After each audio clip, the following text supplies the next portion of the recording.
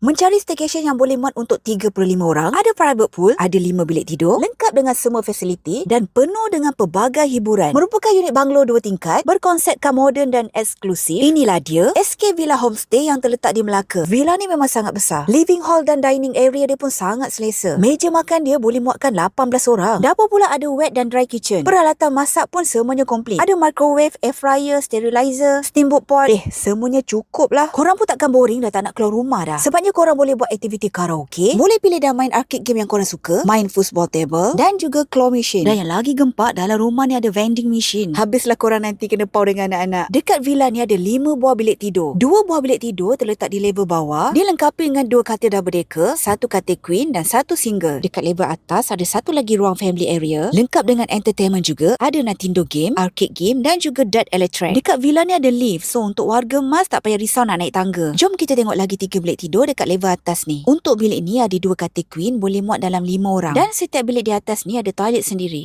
Untuk bilik ni pula boleh muat dalam 7 orang. Untuk master bedroom ni ada 1 katil queen dan muat untuk 2 orang. Untuk outdoor activity, korang boleh buat barbecue dan gunakan ruang yang disediakan. View waktu malam pun cantik, dihiasi dengan lampu-lampu, nak buat event pun boleh. Overall akak staycation memang suka dan cadangkan korang stay dan booking di SK Villa Homestay yang terletak di Taman Muzaffar Shah, Melaka. Okay, bye.